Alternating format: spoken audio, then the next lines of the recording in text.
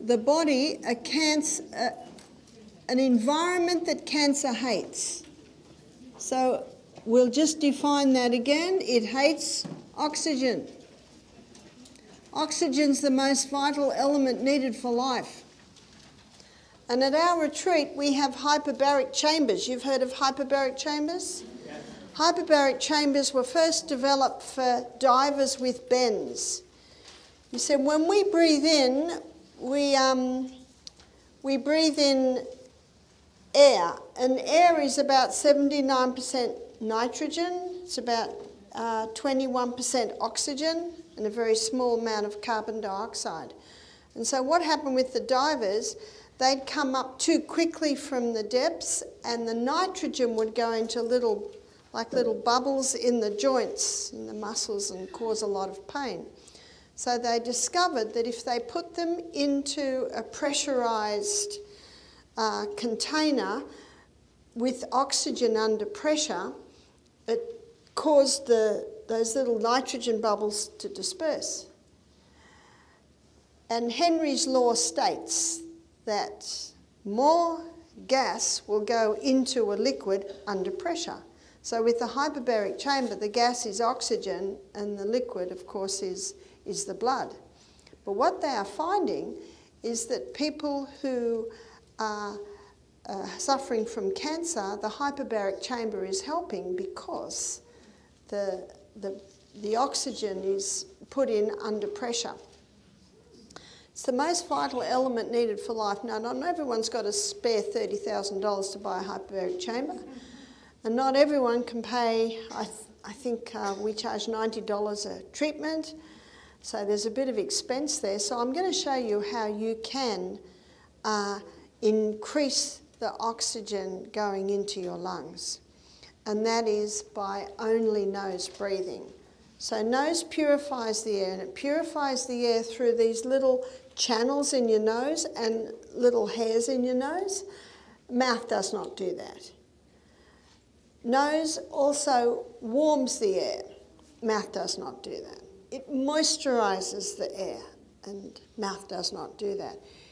It pressurizes the air because it comes in through little tiny channels instead of this big vacuum, which is the mouth.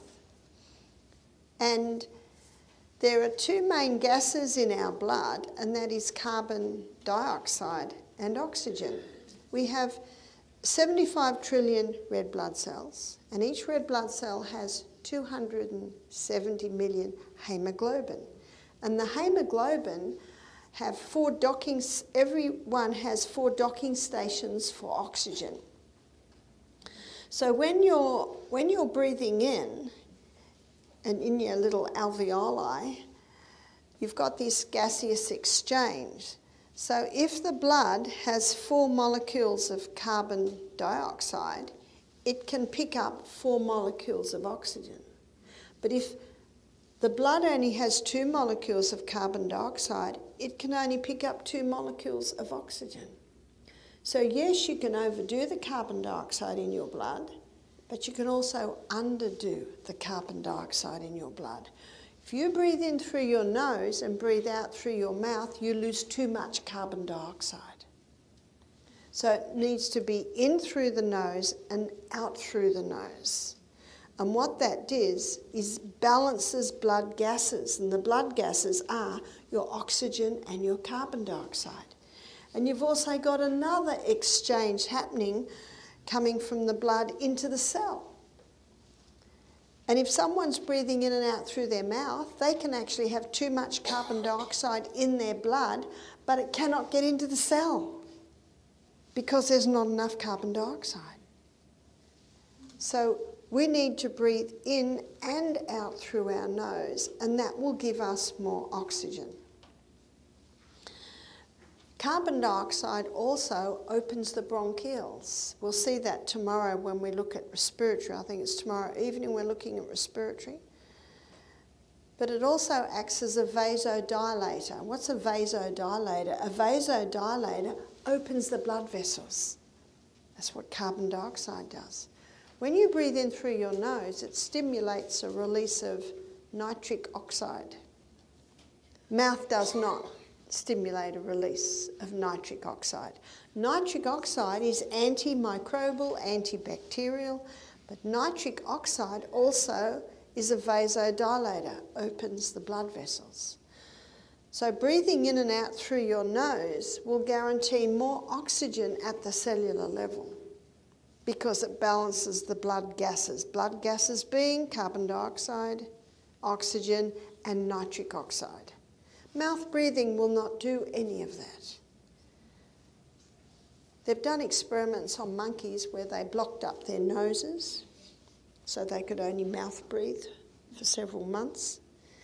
And what they found is their whole face structure changed.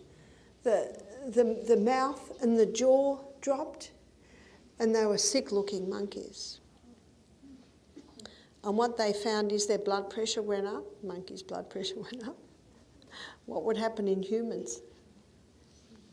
And they also found that the backs of their nostrils started to shrink. What's the old saying? If you don't use it, you will lose it. So if you have a blocked nose, the best way to clear it is to breathe through the nose. Because when you breathe through the nose, and that's what they did, unpluck the poor old monkeys' noses and then taped up their mouths, forced them to breathe through their nose, the whole face structure changed. The jaw came back in its proper shape. But what they found was that the little tubes at the back of the nose that had started to shrink up started to open. So a lot of people breathe through their mouth because they say, well, I can't get enough air through the nose. Do you know you could if you started to breathe through the nose? And the hardest time to breathe through your nose is when you're exercising. Try it. You're going to feel like you're dying. And you're going to feel like you're not getting enough oxygen. But you actually get more oxygen if you breathe through your nose. Because remember, you might take in more oxygen, but it can't get here. And that's what it's all about. So you don't actually have to go and find somewhere with a hyperbaric chamber. All you have to do is train your body back into nose breathing. Rome wasn't built in a day. If you can't breathe through your nose in and out when you exercise tomorrow, be patient with yourself. I didn't think I could do it, but I can do it now. Even when I get to the top of my high intensity exercise, you just force yourself to breathe in and out through your nose, and you're actually getting more oxygen. And you get more oxygen, what have you got more of? You've got more energy. And remember, cancer cannot live in the presence of oxygen. And so the Sustain Me, to show you how you can use the Sustain Me to bring about the conditions in the body that the body needs to heal, the two specifics to increase oxygen are inhaling through the nose. Inhaling and exhaling through the nose. And you'll get better at it, and you can tape your mouth up to encourage your body to do that. But you will guarantee more oxygen. The cells, when we're dehydrated, tend to clump together like this. And when the cell goes through the lungs, it picks up oxygen like a little parcel. Like this. In dehydration, where the cells tend to clump, how much oxygen's been picked up? Can you see that you can diminish the amount of oxygen available at the cellular level if you're dehydrated? And you can drink 2 litres of water in the morning and you can be dehydrated by 5 o'clock in the afternoon. Have you noticed how God sends the water on the earth? In gentle rain, little by little. That's how we should take the water in. But sometimes we have a storm and the water pelts down too hard. What happens? You lose your topsoil. The rivers come up. Houses are lost. That's what happens when you drink too much water too fast. You drink 16 ounces all at once, it's not long before 16 ounces is going to have to come out. And this is great news for elderly people who don't want to drink water because they don't want to have accidents. So show them how to drink little by little by little. I wake up in the morning, I have half a glass of water. I go to the bathroom, I have half a glass of water. I pray, I have half a glass of water. I read my Bible, I have half a glass of water. And you see what I do? You spread it out. I always have the water next to me. I never used to drink water because I found it hard to drink a whole glass at once. When you've just climbed to the top of a mountain, it's easy. But the hardest part's in the winter. And that's where you need it. So little by little by little, you take the water in. Now, when the water comes out, it doesn't come out as pure water. Of course it doesn't come out. It's bringing out our waste, but it's also salty. Our perspiration's salty. So the more water you drink, the more salt you use. So use of water implies that there's a time to drink water and there's a time not to. But we also need the whole salt, because the whole salt helps our body access the water. So when is there a time not to drink water? That's with our meals. Because when we drink with our meals, we dilute our gastric juices, which are required to digest the meal. We should stop drinking about half an hour before the meal and resume drinking about an hour and a half to 2 hours after the meal.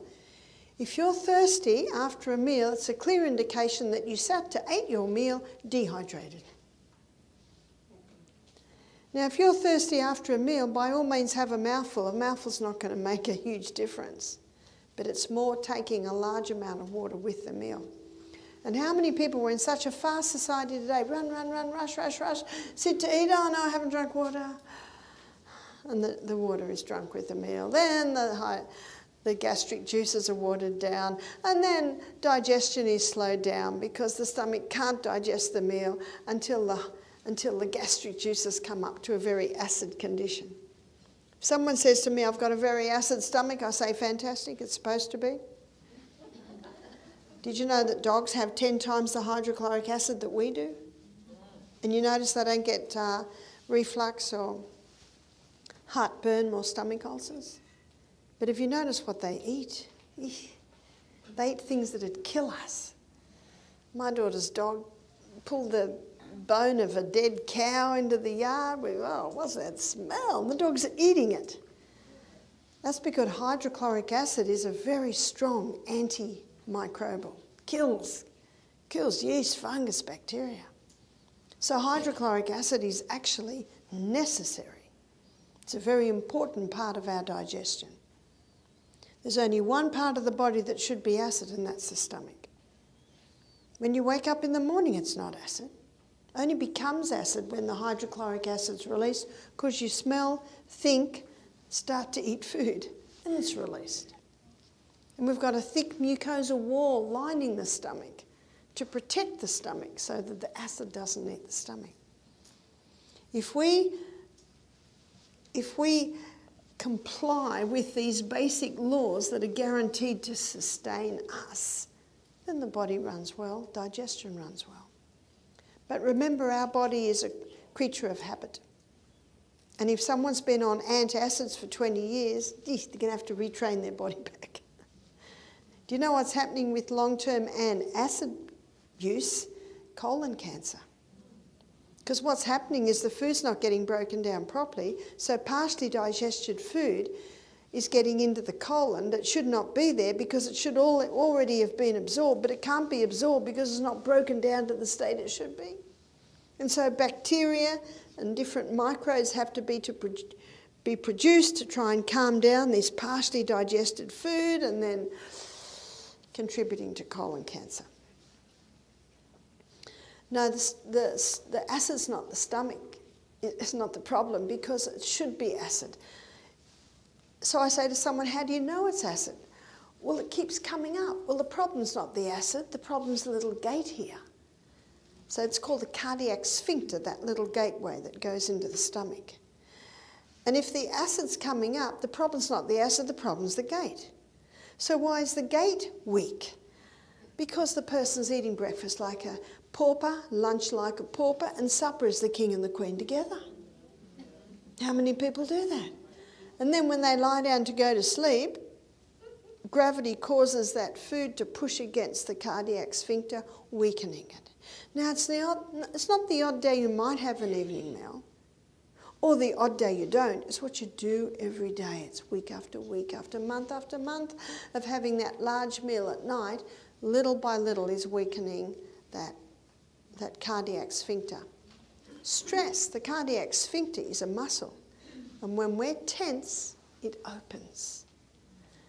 And I love the way the writer said that when we sit to dine, we should cast off care and anxious thought when we sit to dine. So when we're stressed out, when we're running to eat, when we're trying to deal with a stressful situation and eat our lunch, it's not working properly because the hydrochloric acid isn't released unless we're relaxed, and the cardiac sphincter is open. So everyone that comes to us with reflux or heartburn goes home without it, because we serve breakfast like a king, lunch like a queen, and tea or supper like a pauper. One lady said, "What do paupers eat?" I said, "Sometimes nothing." And we give them magnesium. Magnesium is the ultimate stomach muscle relaxant. And when that little muscle is relaxed, it's closed. And the other problem is that many people are eating all day long. But because of the 5-2 diet, the intermittent fasting, there's a new message. And that message now with eating is time-restricted eating. And time-restricted eating suggests we eat twice in 24 hours, 6 hours apart. That's the old saying, breakfast like a king, lunch like a queen. And not an evening meal. If we're not getting the nutrients out of our food, it's very difficult for us to heal. But when we eat breakfast like a king and lunch like a queen, and don't eat again, or if anything's eaten at night, it should be very light. So many tradesmen, they're having breakfast at 6, they're having lunch at 12, they're going to need something at night. They're working physically hard. But it still should be the lighter meal of the day. And if breakfast and lunch is substantial, not much is needed at night. So let me explain nutrition.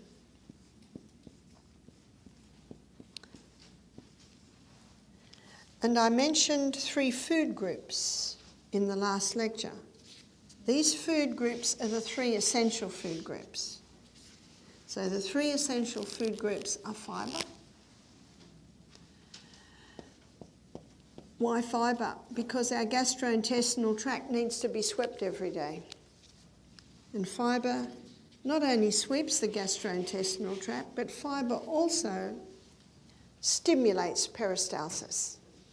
What's the house smell like if you don't empty you call it a trash bin? If you don't empty it for a couple of weeks, it smells pretty bad, doesn't it? Our gastrointestinal tract is designed to empty after every meal. When we eat and the stomach starts massaging and helping to break the food down, it stimulates the whole of the gastrointestinal tract. So the most natural time to eliminate is after the meal. Dr. Kellogg said 3 intakes of food a day should equal 3 evacuations a day. And one of the reasons that colon cancer happens is because the evacuation is not happening regularly enough. And if you notice that our colon's got a mind of its own, if you say it to go, it won't. And if you say it to stop, it won't. It needs gentle stimulation. And it also needs us to listen. It's very important that we learn to take attention of our body. Listen. And many people don't do this. They don't promptly answer nature's immediate call. Isn't that true? When the body says go, you've got to go. And if you don't go when the body says go, and then you try and go later, you notice you can't. Because when we feel to go, the contents is right, pressing really almost on the anus. And if we don't go, and praise God that we have the ability to hold, because the plane's about to land and you can't go. But I think you'll agree with me, that's not often. So what the body does is it takes it back into the former part of the colon. And one of the main functions of the colon is to take water out, so stools are formed. So the longer it's there, the more water gets taken out, and then we've got rabbit pellets and cement forming. So it's important to go when the body says go. It's an important part of listening to the body. One lady, she's a lady that guides and directs many business people. She said, if I'm on the phone, I say, and I need to go, I say, excuse me, a crisis has arisen, I'll ring you back. She goes to the bathroom. It is important. And remember, it's not the odd day you might not go or the odd day you do, it's what you do every day that matters.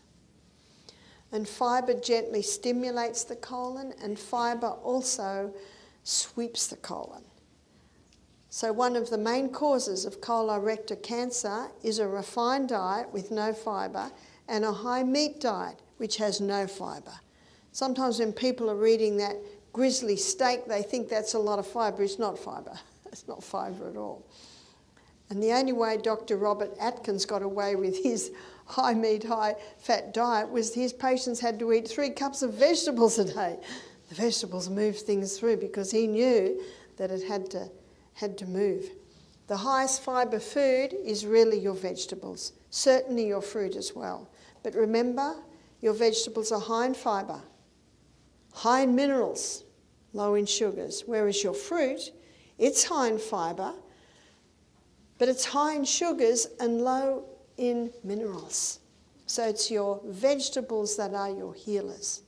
But there's a group of fruits that are called the savoury fruits. That's avocado, tomato, cucumber, eggplant, zucchini, squash, pumpkin. In fact, what you call squash, we call pumpkins. So I think you'll agree with me, they're the savoury fruits. See, the classification of the fruit is it has its seed in it, and they all have seeds in it. So when I say the no fruit diet, because what are we wanting to? We're wanting to get the glucose down.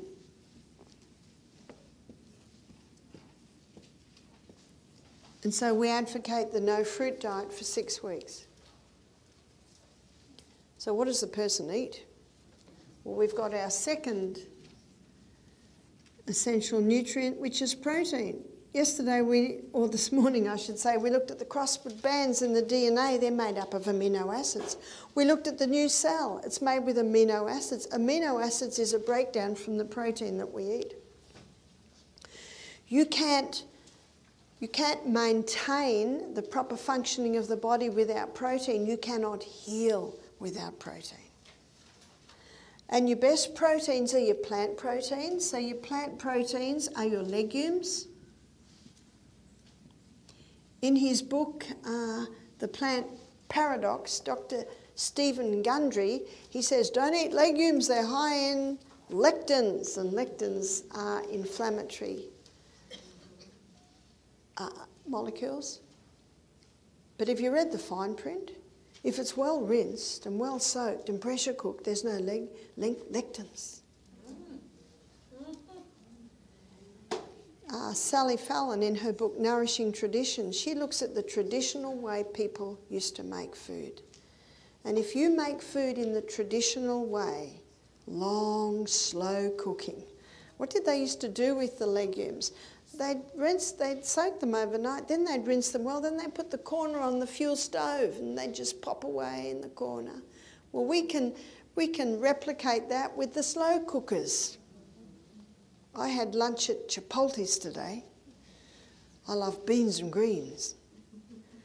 I didn't have the rice, I just had that bean and that tofu. The Protein. The protein's very important. And I saw they had a huge slow cooker. And rinse them. That's dirty water. Rinse them, rinse them, rinse them. You can't really rinse them when they're fully cooked or you'll lose half your bean. So you rinse them when they're half or 3/4 cooked. And you will have no problem. Because of the way we prepare our legumes, none of our guests have a problem with it. The other protein is found in your nuts. Nuts are so delicious, it's easy to overdo them. How many people don't eat nuts for 2 weeks, then buy a packet of cashews and eat the whole lot in the afternoon? So what it's best to do is have about 8 to 10 every meal. That's what I do. You just get the nuts you're going to eat, put the lid on the jar, put it in the cupboard, shut the door, put the padlock on. They are delicious. In fact, I think it makes a delicious dessert. It's just a handful of nuts after the meal. And your seeds, and we have so many seeds: pumpkin seeds, sesame seeds, sunflower, flax or linseed, chia. And fats. 50% of the membrane around every cell in the body is protein. 50% of the membrane around every cell in the body is fat. Fat is an essential nutrient. You cannot heal without fats. You cannot function without fats. But the brain cell is a bit different. It's 70% fat. It's the fattiest organ in the body. And a big contributing factor to dementia and depression today is this ridiculous fat-free diet. When we look at heart disease later on in the week, I'll show you that there is no proof that fat causes heart disease. That's shocking, isn't it? Where's my little lies list? I've rubbed it out. Do you remember lies? Where we've been deceived. So let's look at the BHSC method, Bible, history, science, common sense, to determine should we eat fats. What does the Bible say about olive oil? Yes. Do you remember the story of Elijah, time of no rain? God said, a widow will feed you. And Elijah said, if you bake me a cake every day, God said, the oil will not lack nor the meal fail. And every morning there was a bit more flour and a bit more oil in her cruse. Who put the oil in that cruse? What has God just said?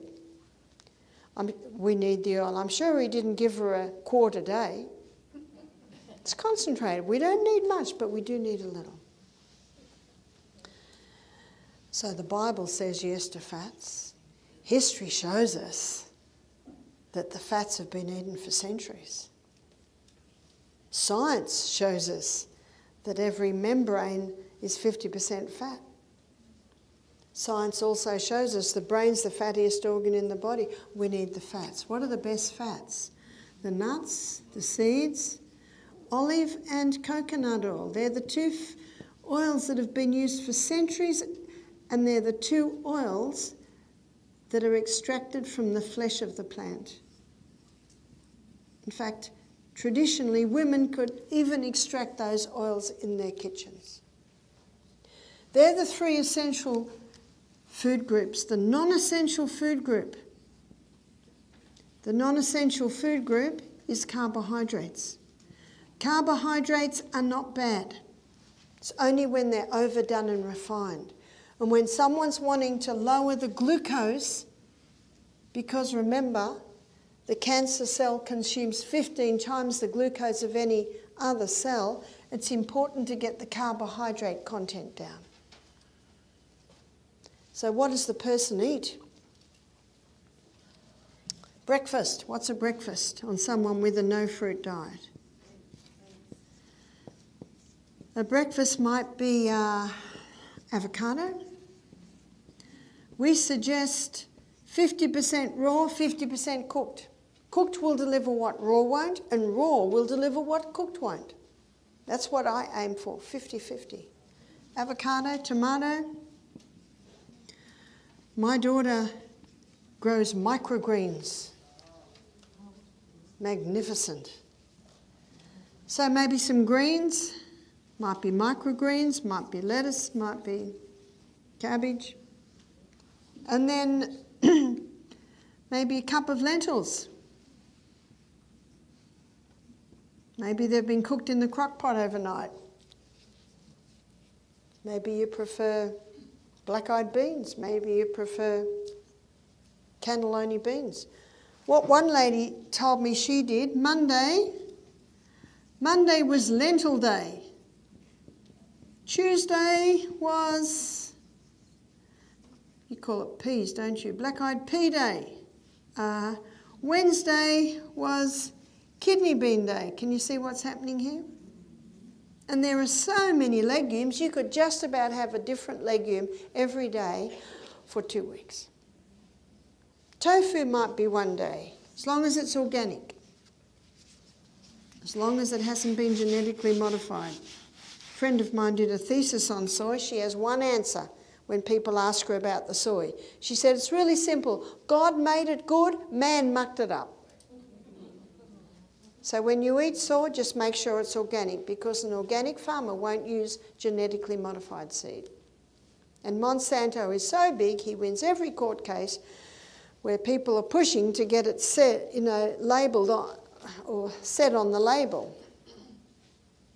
But if you eat organic, you can be just about assured that it's not genetically modified. So a cup of lentils, maybe 8 nuts, maybe some chia,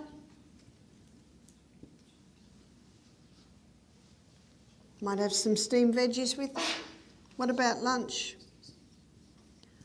Well, the person might make the lentils into a shepherd's pie. Salad, nice big salad, everything you love, whatever works for you.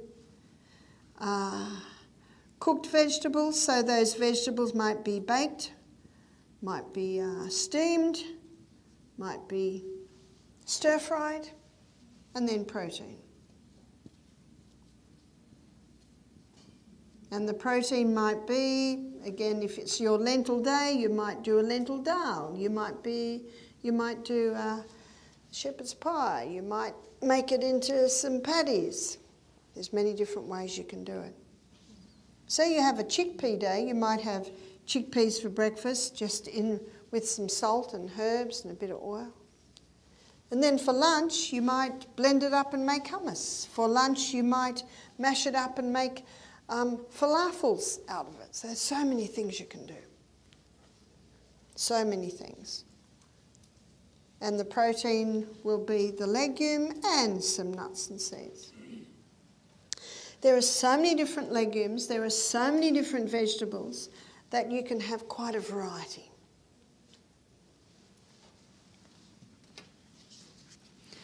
I put my husband on this diet. When he was 30, he had his wisdom teeth taken out with some students under general anaesthetic, and they wired his jaw and broke it. And then his face swelled up like this, and basically antibiotics saved his life. So when I married him, about 10 years later, he had major fungal problems. I'd wake in the night with him scratching. So we reduced the sugars in his diet. We had him on some herbs. But a bit of stress came along and it got worse. So I said, I'm putting you on the no fruit diet for 6 weeks. Well, he said he thought his throat was cut for the first few days. I used to make a little stir-fry veggie for him every morning. And you have a magnificent bread here in the US. It's an online shop, and it's Simple Needs, KNEADS.com. And they will ship anywhere, but apparently I was talking to the guy that owns it, Tristan, and he said that he's in negotiations with Whole Foods, Trader Joe's, Sprouts, and his bread is going everywhere. It's a sourdough, it's organic, and it is all gluten-free. So it's high protein, low carbohydrate. And it's beautiful bread. I have never tasted such delicious gluten-free bread, because I think you'll agree with me, not all gluten-free bread is very nice. This is soft and delicious. And his competitors say to him, "We don't know how you do it." He lists on his bread what he puts in it, but no one can replicate his bread. Beautiful bread. So that is the best bread because, again, it's low carbohydrate. So what I did for Michael, he'd have his stir-fried vegetables, he'd have his sourdough toast with avocado and one day lentils on top, another day black-eyed beans on top, another day scrambled tofu on top. One day red lentil, one day green lentils. We totally conquered his problem. And after 6 weeks, he said, "Do I have to go back on fruit?" So it's now 10 years later, and I still make stir-fry vegetables for him every single morning. Because his body said yes. Now, he will manage this for the rest of his life. But if he eats well, he has no problem. I am never woken with scratching in the night anymore. But if he goes out and has a Chinese meal or has a huge fruit meal, maybe 3 bunches of grapes, I see him starting to scratch his toes. So he manages it. Everyone I know is managing something. And if you can manage it, you're doing very well. And the Bible says that one day Jesus will come again. Then we'll all be cured. But until then, we manage. And if you can manage, you're doing well. So Michael, I hear him telling people he has never had such good health.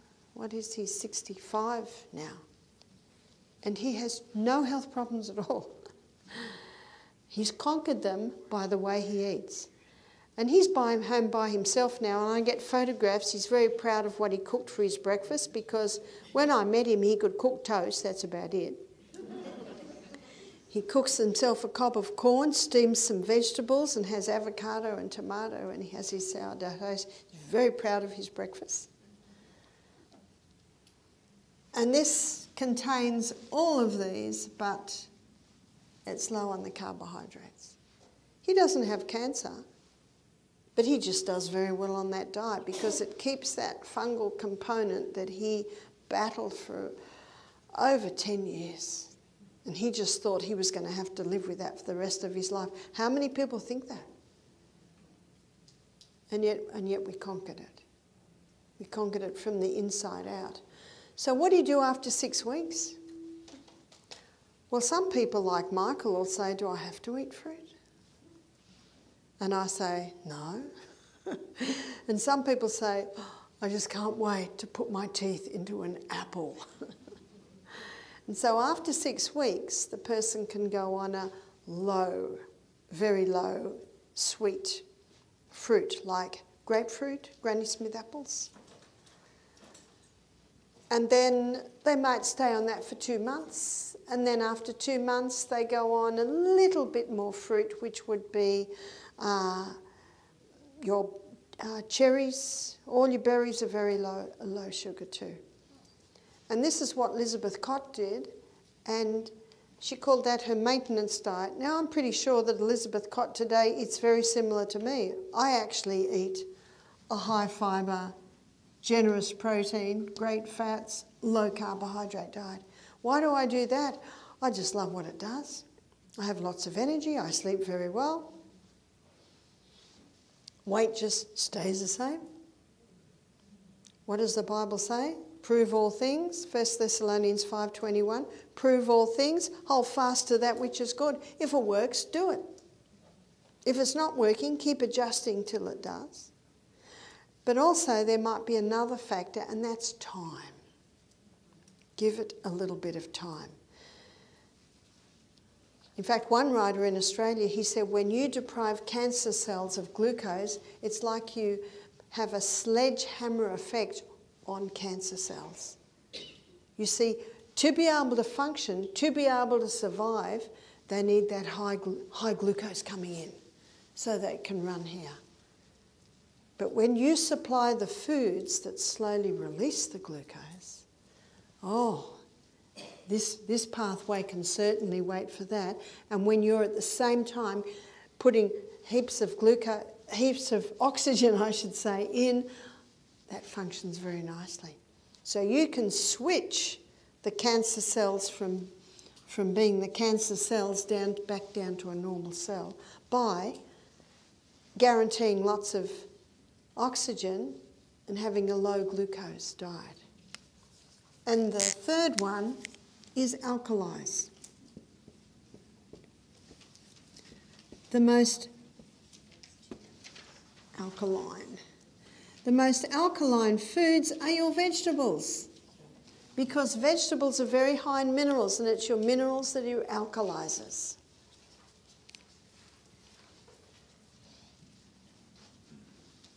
So there's a few specifics that you can do to help guarantee an alkaline environment in the body. So what we do when people come to us wanting to conquer cancer, we give them green drinks. How do we make the green drinks? Well, we live out in the bush and we've got gardens, so we gather wild greens. We gather all the edible greens and we blend it with water. We usually put a lot of mint in so it tastes nice. So we blend it with water and then we strain it. So it's about 4 cups of greens to 4 cups of water. And we put them in little bottles and they'll drink that about 3 to 4 cups of that through the day. So the alkalining minerals are magnesium, calcium, potassium, sodium and iron. And your dark green leafy vegetables are very high in these alkaline minerals.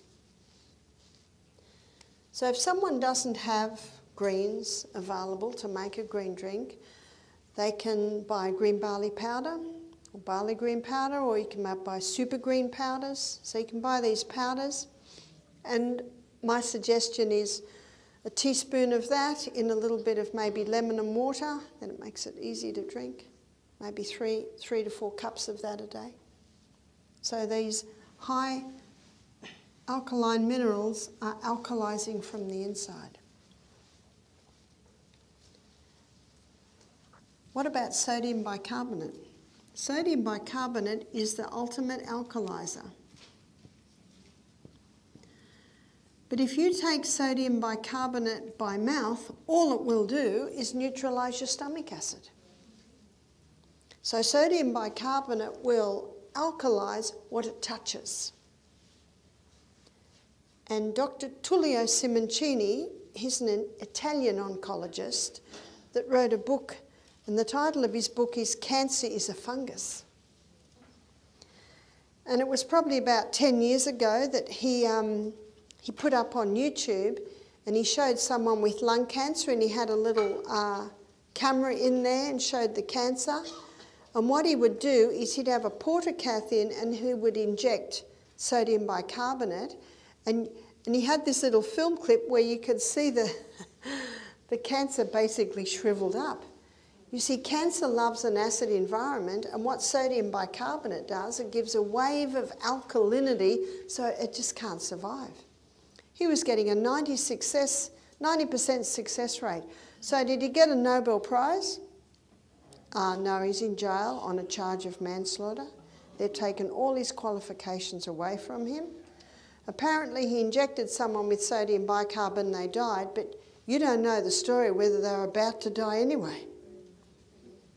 Over the 15 years that we've been running our retreat up in the Misty Mountain Hills, we've had 2 people die, but you know, they were given 5 days to live and they came to us. It's just... Anyway, the good news is we weren't attacked at all, because the doctor had already proclaimed that they would live 5 days, and, you know, they lived another maybe 6 or 7 days. And we're good friends with the local doctor, and he really supports what we do because he sees lives change. So I wonder if that was the case with Dr. Tullio Simoncini's patient. You know what my husband said? If only he'd injected him with chemotherapy, he wouldn't be on a charge of manslaughter. Am I right? How many die from chemotherapy? But there's no accountability for that at all. Did you know that chemotherapy is cytotoxic? Cytotoxic means it's poison to the cell. And how chemotherapy works is like this. The chemotherapy comes in, the cancer cells consume 15 times the chemotherapy of a normal cell, and so usually more cancer cells die than healthy cells. But some healthy cells will die. You see, later in the week we'll be looking at how to boost our immune system. And our immune system is basically, you know, our front line of defence. Chemotherapy just slaughters the immune system. It makes no sense to war against the very principles or the very processes that God put into the body to bring about a healing condition. Some people have chemotherapy and survive, but it's usually when it's an external cancer, and it's usually because they've got a shock with the diagnosis of cancer and they change their diet. One lady told me she had this tumour that was blocking her intestines. She had chemotherapy and radiotherapy. It shrunk the tumour and now she was able to go. And then she came to us and did a total lifestyle change. One lady told me that she had breast cancer, diagnosed with breast cancer, so she just told the doctor, take both breasts off. And they did. And then she showed me how she had a scar on her abdomen like this. They opened her up, scooped out the fat, and built 2 new breasts. In fact, she lifted her top and said, look, and I said, they did a good job. But it's now 10 years later and she has breast cancer in her new breasts. If you don't turn the tap off, if you don't find the cause, you will not have a cure. An important part with all endocrine cancers, whether it be breast, whether it be uterine, whether it be cervical, whether it be prostate, an integral or first step part of that is balancing the hormones. The Cancer Foundation have stated that estrogen is a known human carcinogen. And the pill is the very thing that gets the estrogen levels up high. That's how it stops a woman falling pregnant, which we'll look at in more detail when we look at hormones. So that's another important part. What we also find is that sometimes the cause of cancer can be a bad tooth. So we had a lady attend our program. She was only 40 and she had had bone cancer in her jaw. And her jaw was all misshapen because they'd taken part of the jaw out. And then as I'm investigating, I said, do you have any root canals? She said, I did. I had one right there, and she pointed right to where she'd had the bone cancer. And I said, what happened? She said, well, I had a root canal, but it hurt and it hurt and it hurt, and I just kept taking painkillers, painkillers, painkillers. She did not do this. Listen. And eventually the pain was so great that the painkillers weren't dulling it anymore. And she went to the dentist and the root canal had gone rotten because a root canal filling is a dead tooth. And what does the body try and do to dead things? Eject. And because there's no nerve in that tooth anymore, you can't feel if there's an abscess building up underneath, and often it does. So what had happened, because she didn't listen or didn't do anything about it, it infected the next tooth. And what happens with the teeth, here's the jawbone. the root of the tooth is connected to the jawbone by the periodontal ligament. So what happens is, trying to eliminate that tooth, infection can set up here. Can you see that through this jaw you've got your blood, you've got your lymph?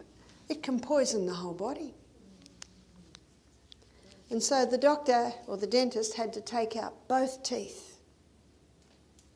6 months later, she was diagnosed with bone cancer in that jaw. I said it was the root canal. She said, do you think that's connected? Well, it's not rocket science, is it? And one of the problems with medicine today is that the doctor will never ask you about your teeth, because he says that's the dentist's problem. But the source of a cancer can be a root canal filling. You see, every tooth has a connection to a different part of the body. And we had one lady who had cancer of the eye. It was eating right out here. And she had a root canal in her eye tooth. Sometimes that can be the connection. So can you see that you can't just say this causes cancer? Because there are so many different factors. Probably the only time I could say this causes cancer is that smoking causes lung cancer. That's pretty clear. In fact, 99% of people who tell me that their father or their mother died of lung cancer, what's my next question? Did they smoke? What's the answer? Yes. Yes. And I say 99.9% of the time, because there are some people who get lung cancer who've never smoked, like my auntie. But her husband of 25 years smoked. So it was that passive smoke that was coming in. She died in her 60s, he died in his 80s, and he was the smoker. Sometimes you see that. And that's why it's so important to look at the history and find out all the factors that have come together to cause this. But no matter what the cause, we find that the same treatment will help all. There may be some specifics, like with your endocrine cancers, the hormones need to be balanced. So how do you use the sodium bicarbonate? The only time we advise taking it by mouth is if someone has throat cancer, they can gargle it. What would be the proportions? You would use 1 teaspoon of sodium bicarbonate to 1 cup of water. You could gargle with that. Mouth cancer, you could gargle with it. Stomach cancer, you could take it first thing in the morning when there's no digestion happening, maybe an hour before you're going to have your meal. And the person could take it just before they go to bed at night. Because remember, the acid to break down your food is only released when you think, smell, taste food. Then it's released. So you don't want to stop your digestion. Sodium bicarbonate could also be used in an enema if someone has colon cancer. Remember, it'll alkalize and make it very difficult for cancer to survive if it touches it. What are the proportions for that? 1 teaspoon to 1 cup. Pardon? Yep. So for an enema, the person might just do warm water to empty the colon and then take the sodium bicarbonate in and hold it for about 10 minutes and then let it out. But what we do at Misty Mountain is we do sodium bicarbonate wraps. And with the sodium bicarbonate wraps, we do 2 kilos of sodium bicarbonate to 5 litres of hot water.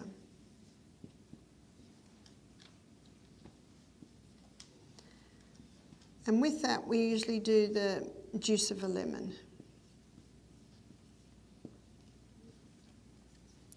And this is what we did with Elizabeth Cott, the lady who conquered her tumours in her abdomen. This 2 kilo,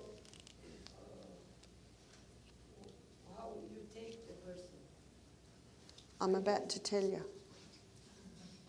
This is wraps. So this is wrapping the outside of the body. Now this is quite a concentrated treatment, and a person really has to be a little trained in this. So what we do is we dip a towel in, we wring it out, and we wrap it around the torso, and then it's quickly covered because you can't let any air get to the wet towel. We do boiling water because by the time you've wrung it, you've got to have rubber gloves. And by the time you pull it out and wrap it round, it's losing its heat. It must be hot. Then we do one leg, and then we cover the leg with a, do you call them trash bag? Call them garbage bag. Plastic's not touching the skin, it's just covering and keeping it hot. Then a blanket around that, then the other leg, blanket around that. Then cover that with a blanket. Only wool. You can only use a woolen blanket. Those fluffy mink blankets, there's none of those in my house. That's plastic fabric. I don't like it. Must be wool. Only wool will insulate. Then you do one arm, then the other arm. I didn't realise this for about a year, but it is up on YouTube. When I was in Invercargill a few years ago now, an Indian doctor wanted me to do it, and he filmed me. And they put that up on YouTube, and the Healthcare Complaints Commission, that's one of the reasons they attacked me. In fact, when I was in the tribunal, they said, "Why did you put that up on YouTube?" I said, I didn't even know it was there. So you can watch it and you can see how it's done. Yeah, but you know, it's a good idea to practice on each other before you actually do it, because you cannot let any air get to those wet towels, because then the person will chill. And we wrap the whole person up in a few blankets, and then they are staying there for 1 hour. And what happens is, with those hot, moist, wet towels, the pores open and the skin takes in the sodium bicarbonate, and it takes it where it needs to go. So you're using the skin. So with Elizabeth Cott, we didn't have the hyperbaric chamber when she came to us 8 years ago. We did 5 wraps a week, and she was with us for 2 weeks. And then the only time she had the wraps was with us.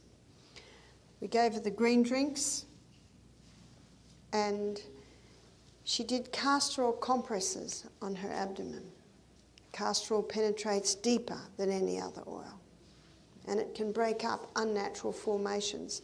I gave a story this morning about, it was the last lecture, about the lady who used the castor oil compresses on her breast. So depending on where the cancer is, there might be some little extras here and there, like with the breast.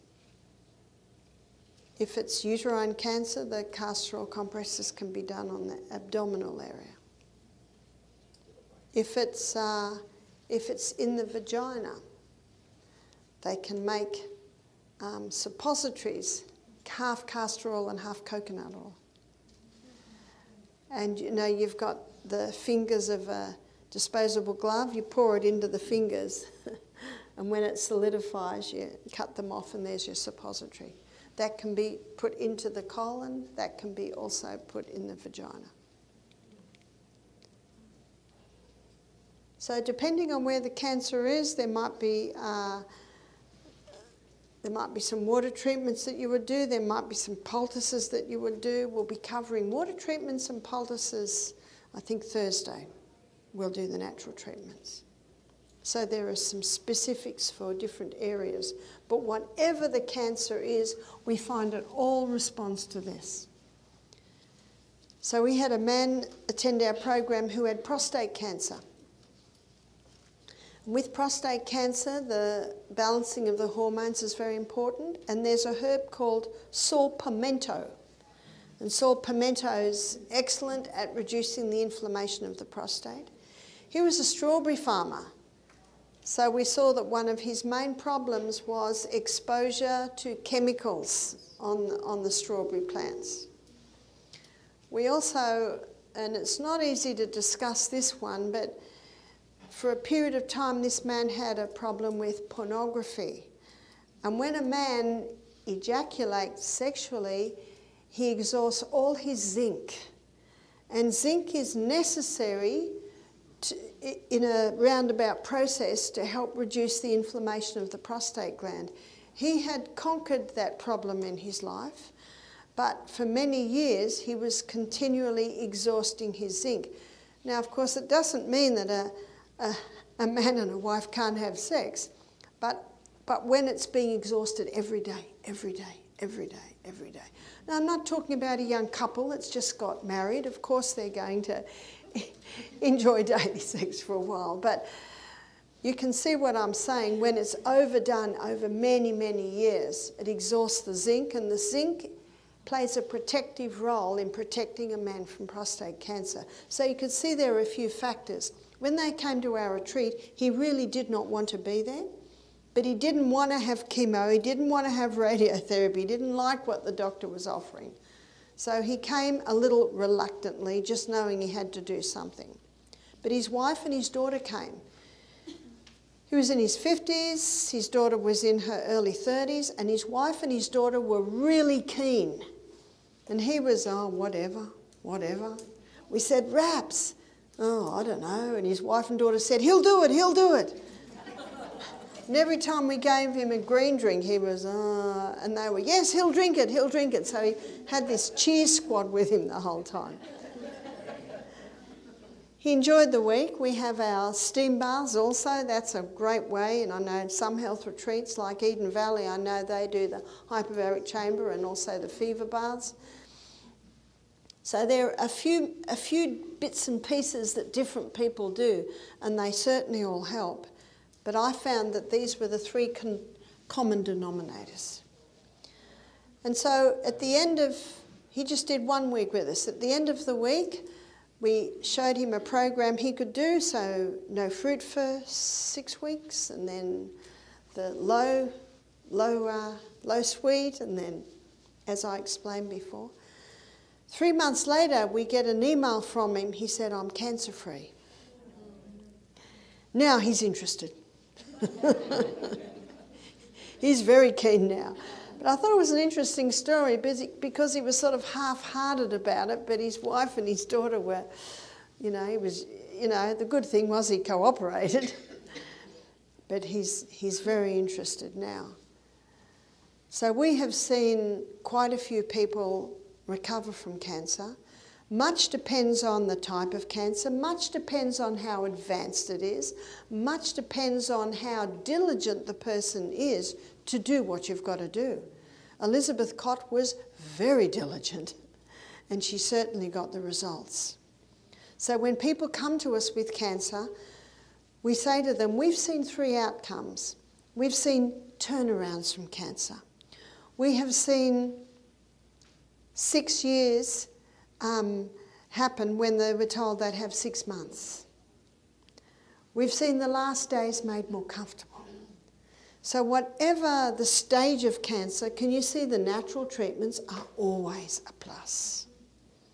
Because the fact is, more people die from chemotherapy than from cancer. And it's very difficult when you're in the system.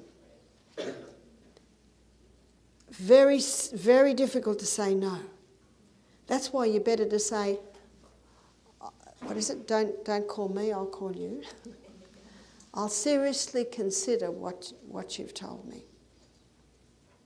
And one lady came to us with brain cancer. Head was on the side, she was shaking. She was in a wheelchair, she was only in her 50s. And her daughter said to us, do you know, she was just on the mobile phone the whole time. Years just on the mobile phone. And they think that was a contributing factor. We discovered that she hadn't opened her bowels for 6 days.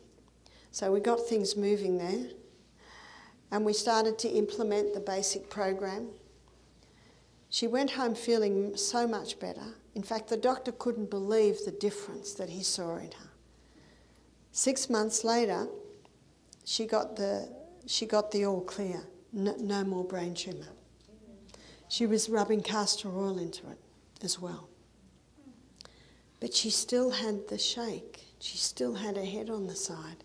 And the doctor said it was the damage from the radiotherapy. So when she first found out she had a brain tumour, they said, quick, we can get you in to do radiotherapy straight away. It's going to shrink the tumour. That sounds attractive. But it's very difficult. I know it's even better today to target it, but it's still very difficult not to damage any other cell. So they had targeted the tumour with radiotherapy, but it actually had damaged her brain stem. And the doctor admitted if she hadn't had the radiotherapy, she possibly could have fully recovered. But because of the damage done from the radiotherapy, she basically had to stay in the wheelchair for the rest of her life. Now, she had a much better quality of life because of what she did, and she certainly did live another 10 years. So you can see by what I've told you today, there's no wonder cure. This is not a wonder cure. And the Healthcare Complaints Commission desperately tried so hard to get me to say that. But I will never say that because it is not. The wonder cure is the body when it's given the right conditions. And the sunshine is very good for any cancers. You've got to go to bed early. We're going to be looking at sleep in detail. Your body heals at twice the rate while you're sleeping. But ideally those early hours of the night. Trust in God. Give to Him all of your problems. There's a beautiful verse found in Psalm 55:22. Cast your burden upon the Lord, and He shall sustain thee. He will never suffer the righteous to be moved. He is the sustainer. Abstain from anything that could contribute to the damage in the body. Moderation in all of the good things. And daily exercise is a powerful way to ensure that your body's getting well oxygenated. And we have seen, I could keep you here for one more hour with more stories. But I also know that you desperately want to get to bed so that your mind is clear for tomorrow. So I thank you for your attention and look forward to seeing you tomorrow. I'd like to close with a word of prayer. Father in heaven, we want to thank you for what you've taught us tonight. We also want to thank you for this body that we have. We thank you for the truth is that it was created by the hand of God. It has an inbuilt ability to heal itself, and it will if it's given the right conditions. Thank you for the simplicity of the message and yet the power of the message. We thank you for hearing our prayer, for we pray it in Jesus' name. Amen.